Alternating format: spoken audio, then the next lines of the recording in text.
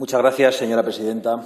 Señorías, por tercera vez nos convoca el Gobierno para prorrogar el estado de alarma decretado el 14 de marzo. En aquel entonces, en España, había 196 personas fallecidas a causa del virus de Wuhan y algo más de 6.000 contagiados. Hoy, 22 de abril, según los datos oficiales, han muerto más de 20.000 personas y hay en nuestro país 200.000 infectados. Aunque sin test, ya nadie se cree ninguno de los datos que ustedes nos dan, ni los de muertos, ni los de infectados, ni los de recuperados. De aquel 14 de marzo hasta este 22 de abril, el Gobierno ha protagonizado, sin lugar a dudas, la peor gestión sanitaria de esta pandemia que se haya realizado en el mundo. Y ya lo saben, hasta en Australia. Y ni siquiera ha sido capaz de honrar a los muertos con un luto oficial. Pero claro, ¿cómo van ustedes a honrar a las víctimas, señores del Gobierno, si han puesto más empeño en ocultarlas que en protegerlas? Porque ya todo el mundo sabe, en España y fuera de España, que los fallecimientos son muchos miles más de los que nos cuenta el señor Simón, el especialista de cabecera del Gobierno, que aún sigue en su puesto y que nos dijo, no hace tanto, señorías, que en nuestro país habría pocos casos, porque, y leo literalmente, el coronavirus se transmite poco entre personas. Conoceremos el número total de fallecidos antes o después y los españoles le rendiremos el debido homenaje. Y también les haremos justicia porque ya nadie duda que una gestión diligente, preocupada en aportar soluciones y no propaganda, habría salvado la vida de miles de compatriotas.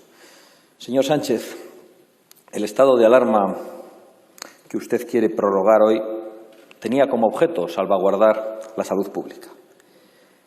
Y para eso se le han concedido a usted poderes especiales.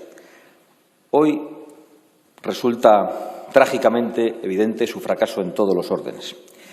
Y nos viene a pedir, además, con este nuevo estado de alarma, un poder absoluto para el ministro de Sanidad, para el ministro que ha fracasado absolutamente. No han sido capaces de proteger a nuestros sanitarios, pero eso sí, han puesto ustedes mucho empeño en protegerse a sí mismos, utilizando incluso a las fuerzas de seguridad del Estado para detectar y para asustar a los españoles que critican su horrorosa gestión, a los que acusan de causar estrés y alarma social. A ver si entienden que lo que genera estrés y alarma social, señorías del Gobierno, no son los simpatizantes de Vox o los españoles que les critican en las redes sociales. Lo que genera estrés y alarma social es el número de muertos, es la destrucción de nuestra economía y es la deriva totalitaria de su Gobierno. Porque ustedes son incapaces de repartir mascarillas, pero se sienten muy capaces de tratar de amordazar a todos los españoles. Porque ustedes se han mostrado incapaces de conseguir test para clasificar entre infectados, entre sanos y entre inmunizados, pero se ven muy capaces de clasificar a los españoles en función de los que están dispuestos a aplaudir a este Gobierno, a aplaudir su sectarismo, y los que no estamos dispuestos a hacerlo. Porque ustedes han sido incapaces, en fin, de acabar con este masivo arresto domiciliario, pero algunos parece que se sienten muy capaces de convertir a España en una gigantesca cárcel chavista que funcione con cartillas de racionamiento. Señor Sánchez, cada vez que sube usted a esta tribuna o se asoma a la televisión en su programa de Aló, presidente, no ha hecho más que mentir, engañar, ocultar, confundir, en definitiva, manipular la realidad. Lo hace usted con un aplomo que me admira, lo confieso, como cuando hace 15 días subió a esta tribuna con un informe de la Universidad de Oxford, cuya lectura o cuya interpretación, la que hizo usted, fue catalogada de bulo, de fake, o sea, de mentira, incluso por sus cómplices de las agencias verificadoras, las agencias censoras que han tenido que disimular un poquito en esta ocasión. Como nuestros socios europeos conocen esta realidad, porque pueden acceder a más información que la que dan nuestras televisiones subvencionadas, el hecho de que usted nos represente en Bruselas penaliza gravemente la posibilidad de que Europa concede a España las ayudas que España merece y que España necesita. Y esa es otra de las razones por las que llevo tiempo pidiéndole que se marche, señor Sánchez, para salvar más vidas, para salvar más empleos y para salvar incluso la Constitución y la democracia amenazada por sus socios de Gobierno. Para todo eso, ustedes tienen que marcharse. Necesitamos urgentemente que alguien acuda a Bruselas a exigir que el billón de euros que la Comisión ha comprometido para la transición ecológica se dedique en la próxima década a paliar las consecuencias horrorosas de esta pandemia. Ahora no necesitamos anuncios de la niña Greta ni otros desvaríos progres como campañas en ideología de género o feminismo supremacista. Lo que necesitamos es dinero para salvar vidas, para salvar empleos y para proteger nuestras libertades amenazadas. Y por eso les requiero de nuevo a que antes de dimitir ordene el pago de las retribuciones íntegras tanto de los autónomos como de los asalariados durante los meses de marzo, de abril y de mayo. Se puede hacer y se debe hacer para acabar con la angustia de millones de compatriotas, de millones de familias y para mantener vivo el tejido productivo de nuestro país. Deje de hablarnos de reconstrucción y evite la destrucción, que es algo que todavía se puede hacer, aunque parece que sus socios de gobierno están más empeñados en permitir que todo se destruya para luego repartir ellos sus rentas y sus cartillas de racionamiento. Claro que evitar esa destrucción arruinaría los planes del señor Iglesias y de sus socios separatistas, que pretenden la ruina de España, bien para asaltar el poder o para imponer sus regímenes criminales. Hemos visto durante estos días el no tan viejo vídeo de su vicepresidente, en el que decía que había que aprovechar los momentos de excepcionalidad para implantar el comunismo. Esto es literal, y en eso estamos, en un momento de excepcionalidad, y usted con un vicepresidente y con un socio que solo está pensando en hacer avanzar su agenda ideológica.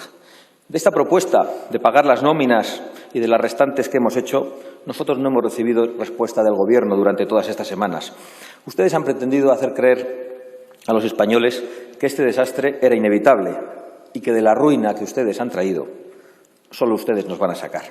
Por eso, como decía antes, se han preocupado más por protegerse de la verdad y de las críticas que por proteger a los enfermos, a los sanitarios y a los españoles. Sepan, señores del Gobierno, que al menos este grupo parlamentario no lo van a callar ustedes, por mucho que con el dedo, ya tocando la boca o la frente, silencio avisen o amenacen miedo. A estas alturas deberían haber aprendido que ni con denuncias, ni con persecuciones mediáticas, ni con modales chuscos de república bananera bolivariana van a poder silenciar a este grupo parlamentario. Porque, señor Marlaska, tenemos derecho a hablar. Tenemos derecho a hablar en esta tribuna, tenemos derecho a hablar en la calle y tenemos derecho a hablar en las redes sociales, les guste a ustedes o no. Tenemos derecho y obligación, como representantes públicos, de decir que son ustedes un fraude y una calamidad que ha llenado España de féretros invisibles, sepulcros blanqueados por sus órganos de agitación y propaganda. Señor Sánchez, la democracia se basa, entre otras cosas, en que la oposición pueda decir a los ciudadanos que el Gobierno lo está haciendo mal. Y eso, por supuesto, crea desafección al Gobierno. ¿Va a prohibir la democracia, señor Marlaska? ¿Van a prohibir ustedes el ejercicio de la oposición? ¿Van a seguir pisoteando con sus órdenes autoritarias la libertad de expresión y de información? Ustedes han ordenado a la Guardia Civil, que lo ha confesado, y ese ha sido el lapsus, a la policía, seguro que también, a la Fiscalía, como ya sabemos, y probablemente a los servicios de inteligencia, que monitoricen, es decir, que vigilen a la oposición en las redes sociales, que identifiquen a los desafectos.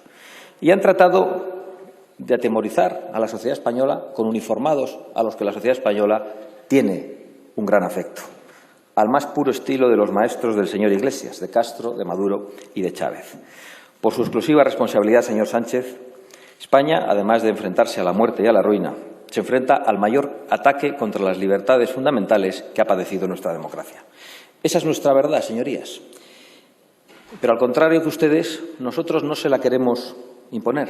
Lo que haremos es llevar las pruebas ante los tribunales y ante los españoles, para que cuando sea el momento, las urnas y los jueces emitan el veredicto. Y esa es la diferencia entre este diputado y su Gobierno, que yo sí me voy a mantener leal a mi juramento, a España, a la Constitución, a la monarquía parlamentaria y a las libertades fundamentales que desde el Gobierno se pretenden pisotear.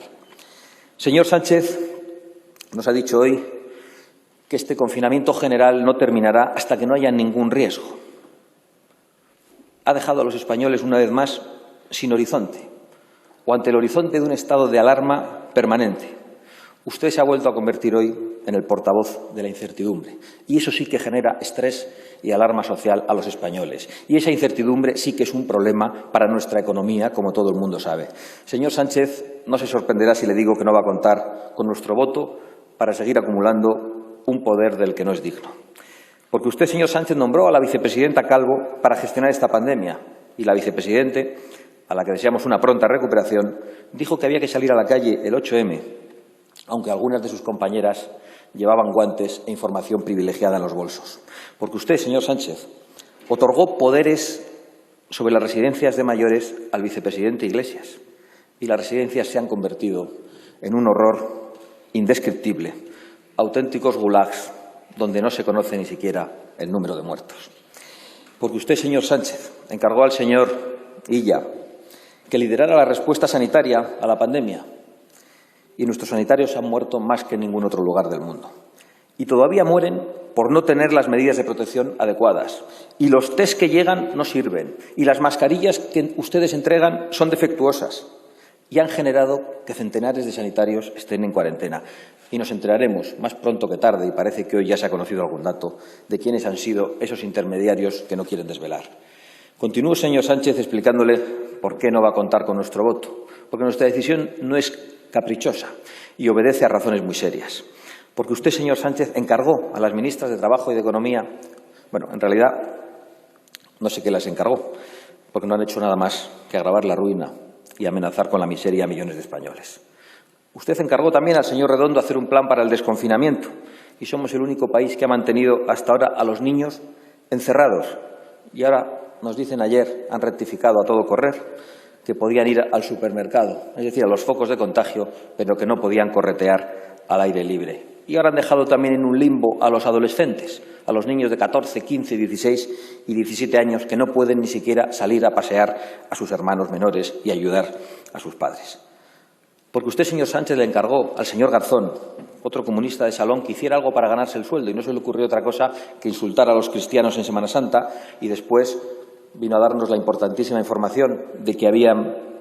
Sí, ustedes no se han enterado porque no se han sentido ofendidos, por eso levantan las cejas. Pero vean cuáles son los tuits que pone bromeando sobre las películas que hay que ver en Semana Santa el señor Garzón.